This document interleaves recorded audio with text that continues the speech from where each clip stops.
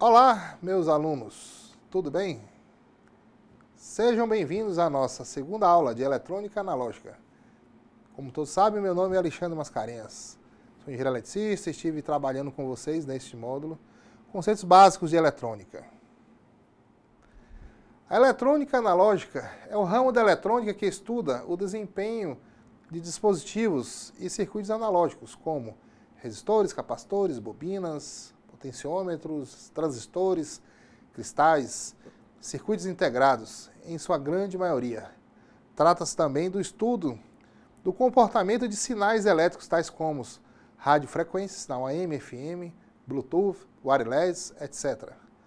Pode ser definida também como a área da eletrônica que estuda características físicas de maneira análoga a referenciais elétricos pré-estabelecidos como temperatura, medida de peso, medida de tensão e corrente, entre outras coisas.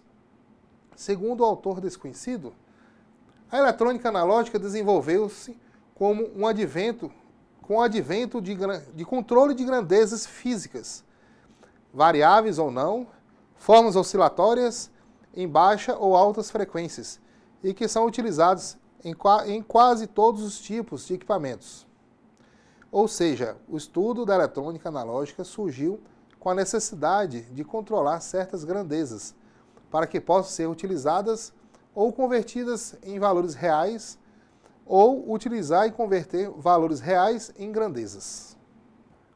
Os primeiros vestígios de eletrônica ocorreram em 1837, com a criação do telégrafo, por Samuel Morse, nos Estados Unidos, em 1879. Thomas Edison, fazendo as experiências, cria a primeira lâmpada incandescente da história. Mais tarde, John Ambrose Fleming criou um dispositivo que consistia em envolver o filamento de uma lâmpada elétrica por uma placa cilíndrica, que denominou válvula elétrica, ou diodo, como ficou conhecida mais tarde.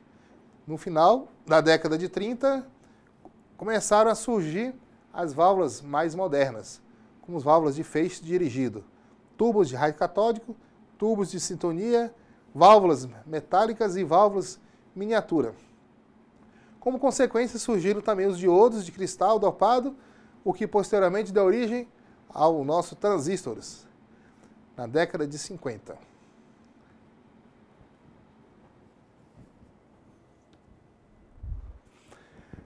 A eletrônica analógica é base de áreas como telecomunicações, eletrônica de potência, eletrônica digital, microeletrônica, entre outras áreas. Os principais circuitos criados e estudados com a eletrônica analógica são retificadores controlados e não controlados, meia onda, onda completa, em ponte, circuitos polarizadores, limitadores, reguladores de tensão, circuitos amplificadores, temporizadores e osciladores, sensores e acopladores. Na nossa vida moderna, tudo funciona à base da eletrônica. Exemplo é o controle de velocidade de locomotivas, automóveis, submarinos, etc. São acionados por motores de corrente contínua e esses necessitam de circuitos eletrônicos para variarem a tensão e, por consequência, a rotação dos mesmos.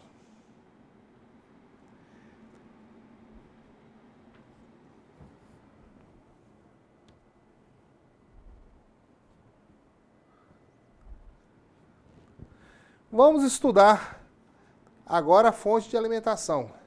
Conforme estudado até este momento, os componentes eletrônicos necessitam de um suprimento de energia elétrica para o seu correto funcionamento. Esse suprimento de energia pode ser proveniente de baterias ou pilhas. Entretanto, muitos equipamentos destinam-se a aplicações residenciais ou industriais, cuja principal fonte de energia é a rede elétrica de corrente alternada. Nesta aula estudaremos a forma de converter a energia das redes elétricas em energia adequada à operação de um circuito eletrônico.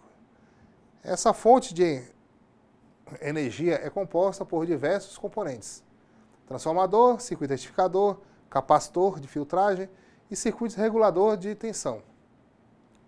Cada componente será estudado separadamente. A seguir, E ao final da aula, teremos a integração de todas as partes.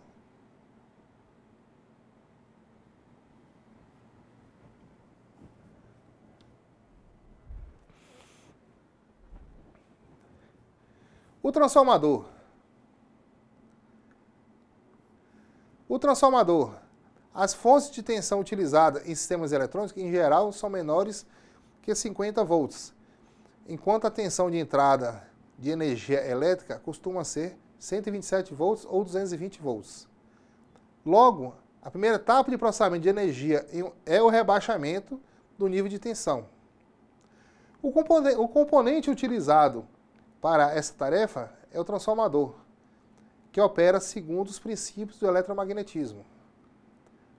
O transformador é constituído por duas bobinas, chamadas de enrolamentos, unidas magneticamente pelo núcleo. A energia flui de uma bobina para outra, pelo fluxo magnético. Observando no slide aqui, nós temos vários exemplos de transformador, a bobina primária e secundária e o núcleo magnético.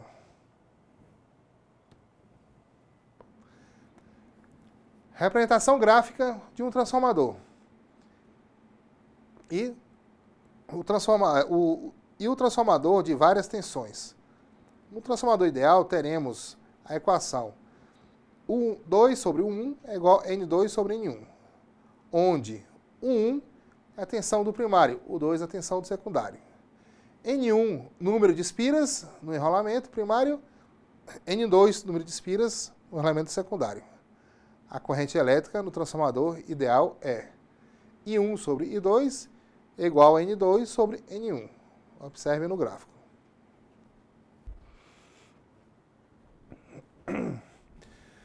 Circuitos retificadores. São circuitos que utilizam diodos semicondutores, os quais convertem a energia elétrica alternada em corrente contínua.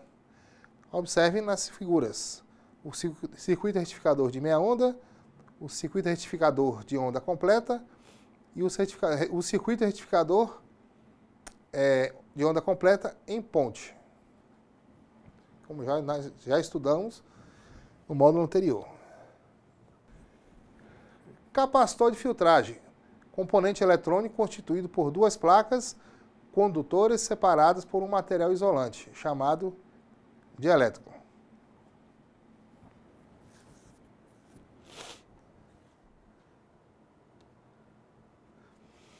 Funcionamento do capacitor de filtragem.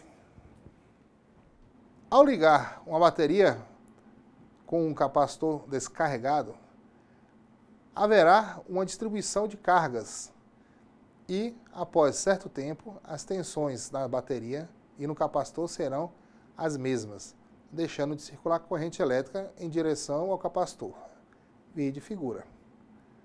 Se o capacitor for desconectado da bateria, as cargas elétricas acumuladas permanecerão no capacitor, sendo, portanto, mantida a diferença de potencial no capacitor. Os capacitores apresentam as seguintes características.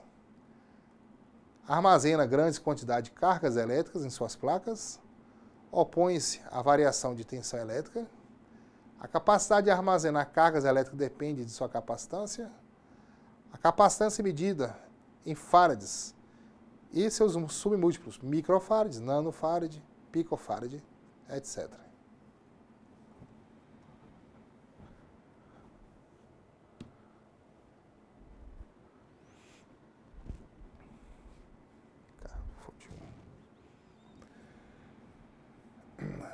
A carga e descarga do capacitor.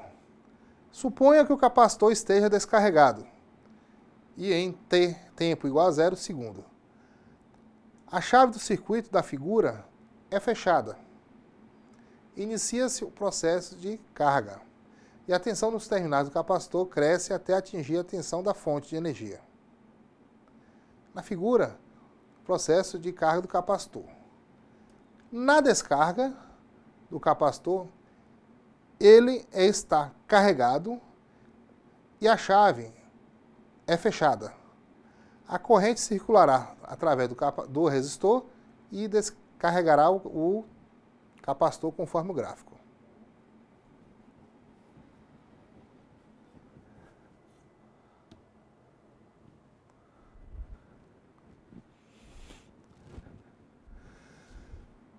Operação do capacitor de filtragem. A tensão de saída de um retificador sobre um resistor de carga é pulsante. Durante um ciclo completo na saída, a tensão do resistor aumenta a partir do zero até o valor de pico e depois diminui, retornando a zero. No entanto, a tensão de uma fonte de alimentação deve ser estável. Para obter esse tipo de tensão retificada na carga, torna-se necessário o uso do filtro. O tipo mais comum de filtro para circuitos retificadores é o filtro com capacitor. O capacitor é colocado em paralelo ao resistor de carga. Para entendermos o funcionamento do filtro, supõe-se que o diodo ideal e que, antes de ligar o circuito, o capacitor esteja descarregado. Ao ligar, durante o primeiro quarto de ciclo da tensão do secundário, o diodo está diretamente polarizado. Idealmente, ele funciona como uma chave fechada, como o diodo conecta o enrolamento secundário ao capacitor. E ele carrega até o valor da tensão de pico, o P. Veja nas figuras. Logo após o pico positivo, o diodo para de conduzir, o que significa uma chave aberta. Isso devido ao fato de o capacitor ter uma tensão de pico. Como a tensão do secundário é ligeiramente menor que a tensão de pico, o diodo fica reversamente polarizado e não conduz. Com o diodo aberto, o capacitor se descarrega por meio do resistor de carga. A ideia do filtro é de que o tempo de descarga do capacitor seja muito maior que o período da tensão de entrada. Com isso, o capacitor perderá somente uma pequena parte de sua carga durante o tempo que o diodo estiver aberto. O diodo só voltará a conduzir no momento em que a tensão do secundário for maior que a tensão do capacitor. Ele conduzirá desse ponto até a tensão do secundário atingir o valor de pico, o P. Tensão retificada e filtrada. A figura mostra a tensão retificada e filtrada sobre a carga. A tensão na carga é uma tensão contínua, mais estável. A diferença para uma tensão contínua pura é uma pequena ondulação, chamada de ripple, causada pela carga e descarga do capacitor. Quanto menor a ondulação, maior será o valor médio da tensão na carga. Uma forma de reduzir a ondulação é optar pelo uso de um retificador de onda completa, na qual a frequência de ondulação é o dobro. Pode-se relacionar a tensão de ondulação nas equações, onde a tensão de ripple é igual à tensão de ondulação de pico a pico. E a corrente contínua média na carga é igual ao quê? A tensão CC, média na carga, e UP é a tensão de pico. F, frequência de ondulação, e C, a capacitância, nesses pontos que você observa no gráfico. A escolha de um capacitor de filtro depende, então, do valor da tensão de ondulação. Como regra prática, estipula-se a tensão de ondulação em 10%, mais ou menos, da tensão de pico da onda senoidal. Nesta aula, estudamos o transformador responsável pelo rebaixamento da tensão alternada da rede elétrica para níveis exigidos nos equipamentos eletrônicos. Os circuitos retificadores com diodos que convertem a energia alternada em energia na forma contínua, o circuito de filtragem com capacitor, que reduz as ondulações e proporciona uma tensão mais estável. E, por fim, o circuito estabilizador de tensão, com diodo N capaz de produzir uma tensão estável para os sensíveis equipamentos eletrônicos da atualidade. As operações conjuntas dessas etapas de processamento da energia constituem as fontes de alimentação para os circuitos eletrônicos. Existe uma infinidade de sinais elétricos cujos níveis de intensidade são extremamente baixos. Como exemplo, podemos citar as correntes elétricas que circulam no corpo humano. Os sinais de saídas de uma cabeça de gravação, elementos sensores, etc. Para transformá-los em sinais úteis, torna-se necessário amplificá-los. Antes da década de 50, a válvula era o elemento principal nesta tarefa. Em 1947 foi inventado o transistor. Ele foi desenvolvido a partir da tecnologia utilizada no diodo de junção, como uma alternativa em relação às válvulas, para realizar as funções de amplificação, detecção, oscilação, comutação, etc. A partir desse marco, foi desenvolvido, o desenvolvimento da eletrônica foi muito intenso. Dentre todos os transistores, o bipolar é o mais comum, o qual é semelhante ao diodo estudado anteriormente. A principal diferença é que o transistor é formado por duas junções, P e N, enquanto o diodo apenas por uma. O funcionamento do transistor bipolar é constituído por três materiais semicondutores dopados, dois cristais tipo N e um cristal tipo P. O primeiro é chamado de transistor NPN e o segundo de PNP. Veja a figura.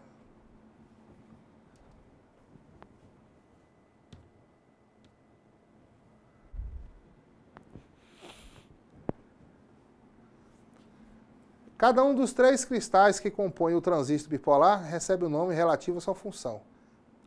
O cristal do centro é chamado de base, pois é comum aos dois cristais, e levemente dopado, e muito fino. O cristal da extremidade esquerda recebe o nome de emissor, por emitir portadores de carga, e fortemente dopado.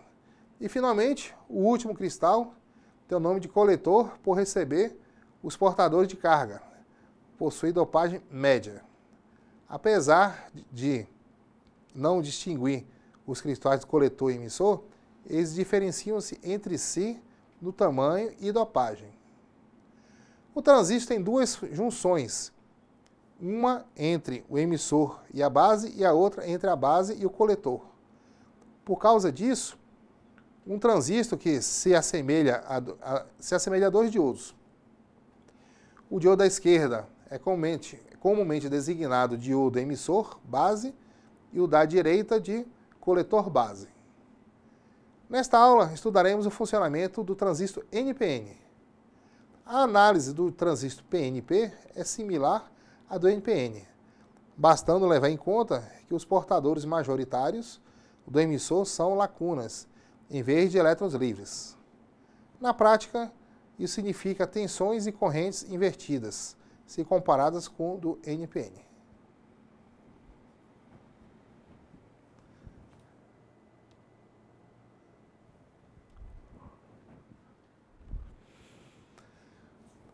Correntes do transistor. A figura mostra os símbolos que representam os transistores NPN e PNP, respectivamente.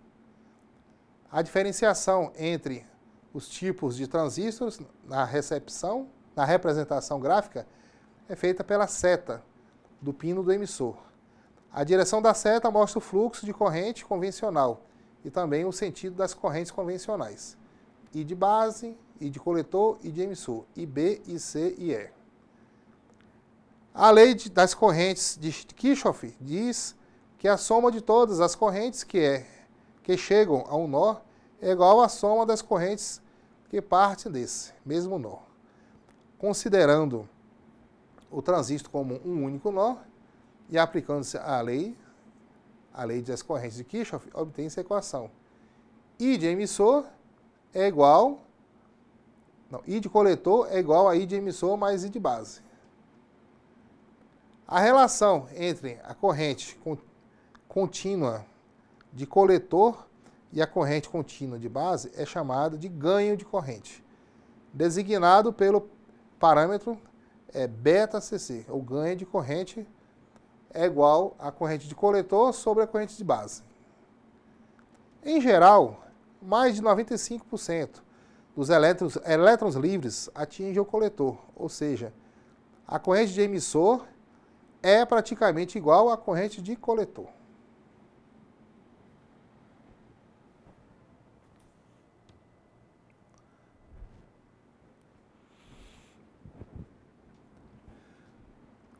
Polarização em emissor comum. Observem na figura, o lado negativo de cada fonte de tensão está conectado ao emissor. Neste caso, denomina-se o circuito como emissor comum. Além da montagem em emissor comum, existe a montagem em coletor e em base comuns. O circuito é constituído por duas malhas, a malha da esquerda, que contém UBE, e a malha da direita, com a tensão UCE, ou tensão de base emissor e tensão coletor-emissor. Aplicando-se a lei das malhas de tensão de Kirchhoff, obtém-se as seguintes equações. UBB, ou tensão de base, é igual a resistor de base vezes corrente de base mais tensão base-emissor. E UCC tensão de coletor é igual corrente de coletor vezes resistor de coletor mais VCE, ou UCE.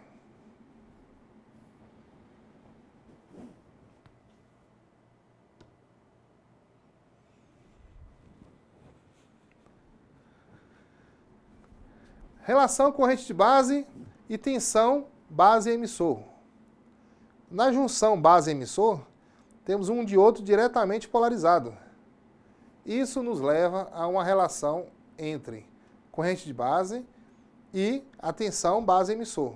Ou seja, para cada IB existe uma tensão UBE correspondente. Naturalmente, esta curva é semelhante à curva de um diodo, de junção diretamente polarizada. Observe na figura.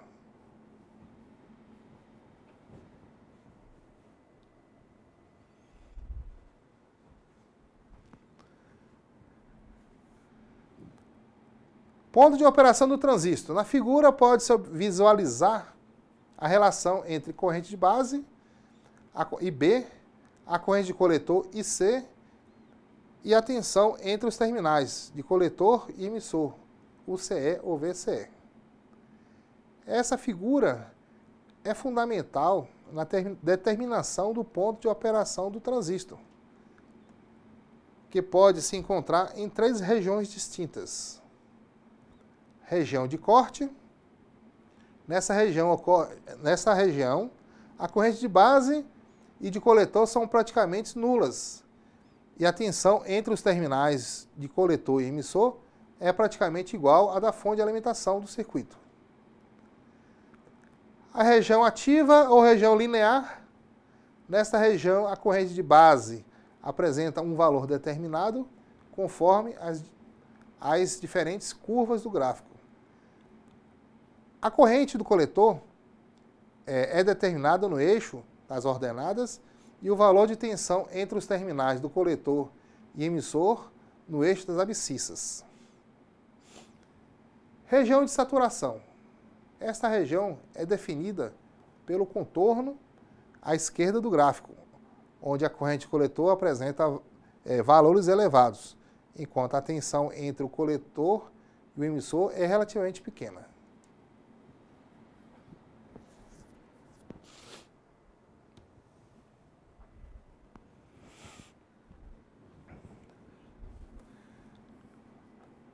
Polarização do transistor em emissor comum.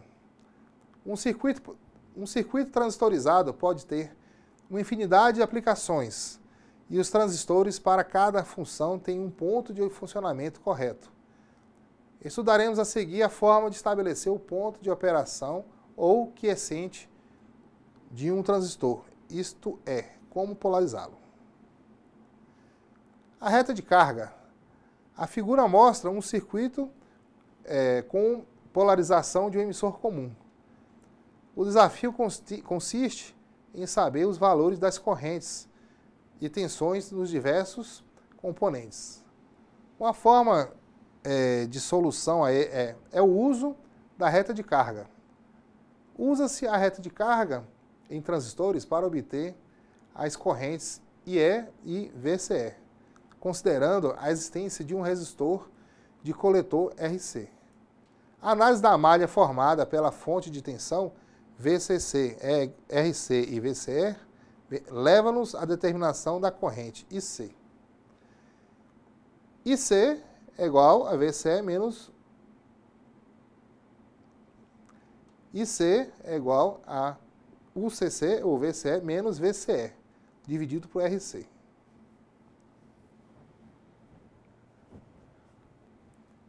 Na segunda equação, existem duas incógnitas, IC e VCE. A solução deste impasse é utilizar o gráfico corrente vezes IC vezes VCE. Com o gráfico em mãos, na figura, podemos calcular os extremos da reta de carga. Um exemplo, fazendo VCE igual a zero, IC vai ser o máximo, então vai ser VCC dividido por RC. Determinamos o ponto máximo sobre o eixo das ordenadas. Agora, fazendo diferente, IC igual a zero, temos que VCE igual a VCC. Determinamos o ponto sobre o eixo das abscissas. A partir da definição desses dois pontos, temos a reta de carga para esse circuito. Definida uma corrente de base IB, obtemos os valores de IC e VCC sobre a reta de carga. Na sequência do seu curso, você entrará novamente em contato com esse fascinante e poderoso dispositivo, em novas aplicações. Então, é isso, pessoal. Essa foi uma breve revisão sobre o conteúdo do módulo anterior. E, por favor, faça os exercícios, melhore seus conhecimentos no assunto e nos veremos na próxima aula.